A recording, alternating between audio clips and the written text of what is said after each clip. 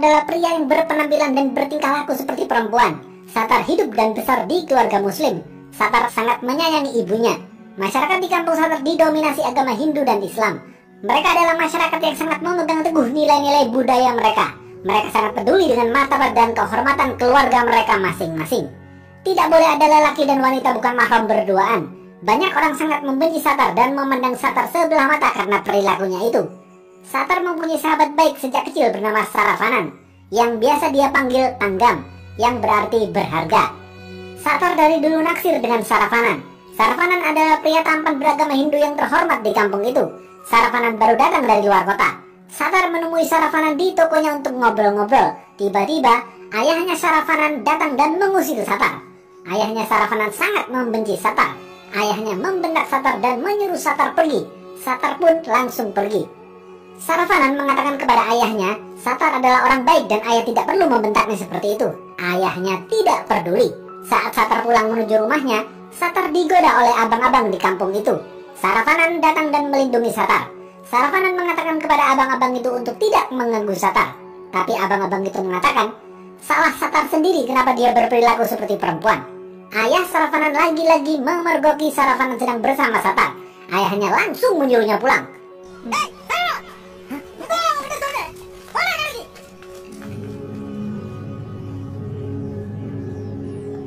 Sore harinya, Saravanan bertemu dengan Satar karena ada hal yang ingin Saravanan sampaikan. Mereka bertemu di tempat nongkrong mereka sejak kecil di pinggir sungai. Saravanan menyuruh Satar untuk berhenti mengunyah daun, tapi Satar terus melakukan itu agar bibirnya menjadi merah merona.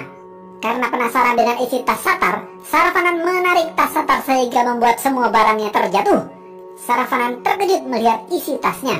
Saravanan mengatakan, "Apa ini Satar? Untuk apa uang sebanyak ini?" Satar menjawab, "Aku menabung selama 8 tahun untuk mendapatkan 3 juta rupiah ini. Masih kurang 600 ribu rupiah lagi untuk berangkat ke Mumbai. Aku ingin menjalani operasi. Setelah itu, kita bisa menikah." Saravanan sedikit marah dan tidak suka dengan candaan Satar. Satar mengatakan, "Kau memanggilku ke sini untuk ada perlu apa?"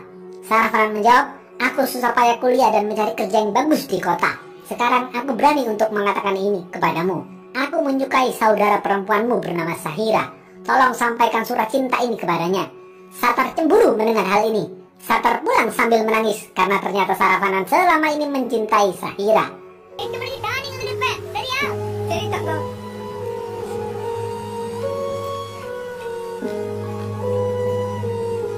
Malam hari, Satar tidur di rumahnya. Dia tidur bersebelahan dengan Sahira.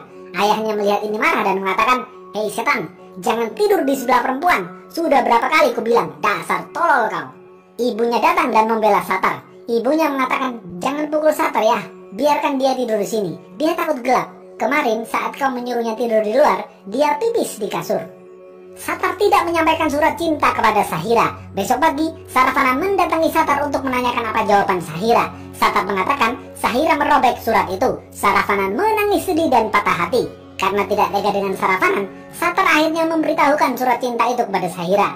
Satar memberikan kejutan dengan mengantar Sahira untuk bertemu dengan Saravanan. Sahira langsung membuka cadarnya dan duduk di sebelah Saravanan.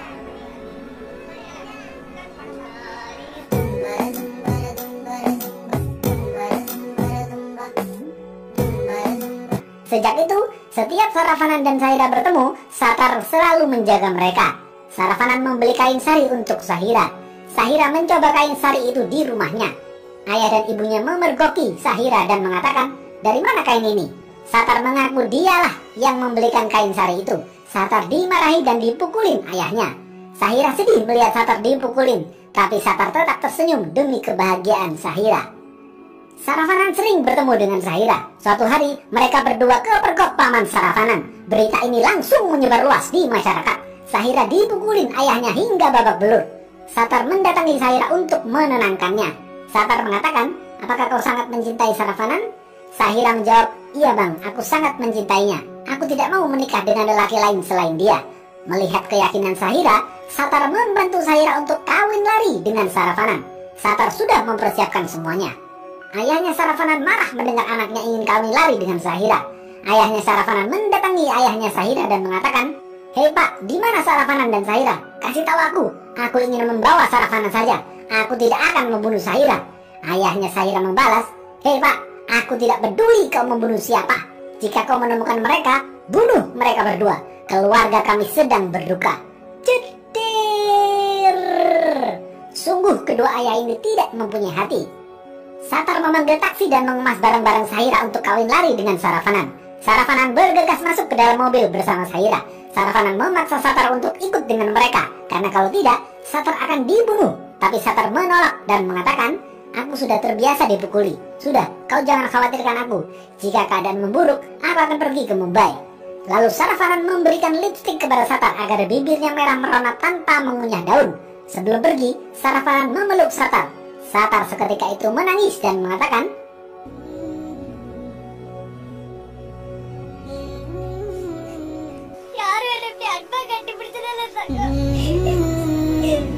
Di dalam mobil, Syahira mengatakan kepada Sarafanan, "Satar memberikan ini untuk kita."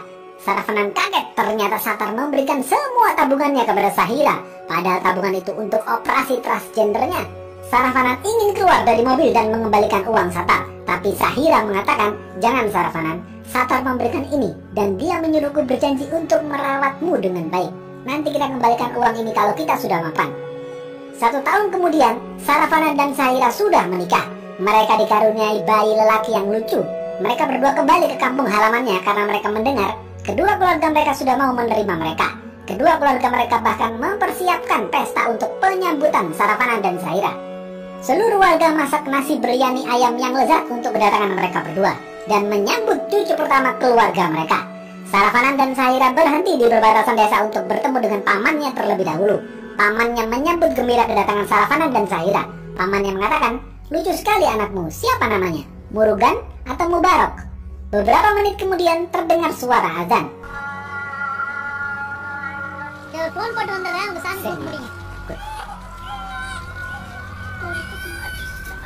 Sarafanan menggendong bayinya agar Syahira bisa sholat.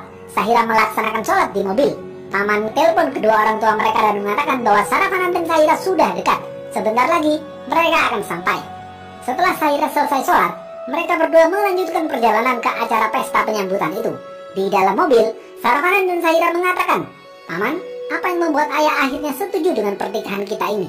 Pamannya menjawab, "Awalnya ayahmu marah, tapi aku sudah mengatakan kepadanya, jika kau tidak punya anak dan cucu, terus harta warisanmu mau kau kasih pada siapa? Jangan sampai harta warisanmu jatuh ke tangan orang lain."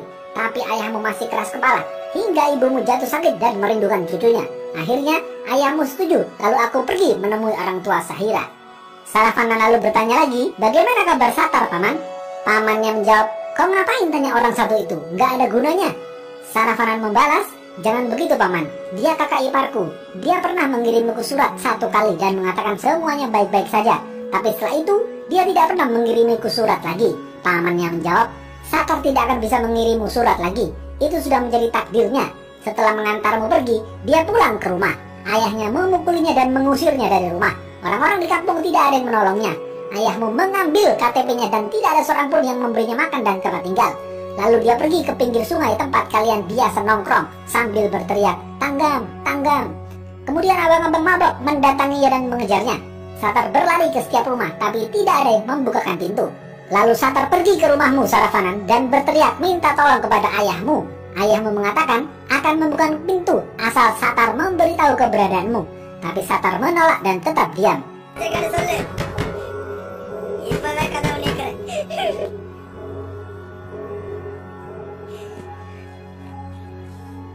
Satar pergi ke rumahnya berteriak minta tolong kepada ayah dan ibunya. Adik-adiknya ingin membukakan pintu, tapi dilarang oleh ibunya.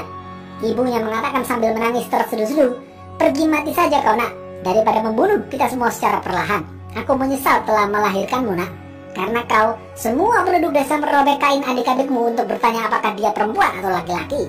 Penduduk desa mengatakan selama Satar masih ada di keluargamu, mereka akan menjadi germo untuk adik-adikmu. Lalu bagaimana aku sebagai ibu menikahkan adik-adikmu ini nak?"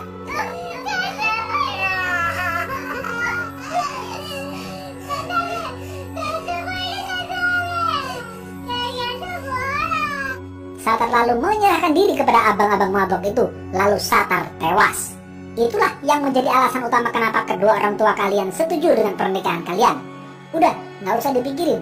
Hal itu tidak penting lagi. Sekarang mari kita rayakan kedatanganmu dengan makan nasi biryani. Sarafana dan Sahira menangis histeris mendengar kematian Satar. Mobil mereka sampai di acara penyambutan itu. Semua orang menyambut gembira kedatangan mereka. Sarafana mengatakan kepada ayahnya, "Bagaimana kau bisa membunuh orang dan berpesta makan nasi biryani? Seakan-akan tidak terjadi apa-apa." Sarafana marah dan menyuruh supir untuk segera berjalan dan meninggalkan pesta itu.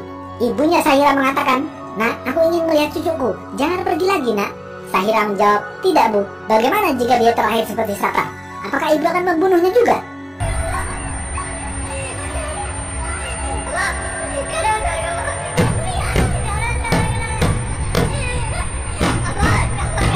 Kedua orang tua Sarafana dan Sahira memohon agar mereka turun.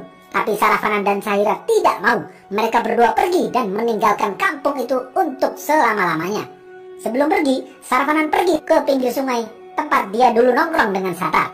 Sarafana menemukan tas Satar dan di dalam tas itu ada fotonya dengan Satar mulai dari kecil hingga dewasa. Sarafana menangis melihat foto itu.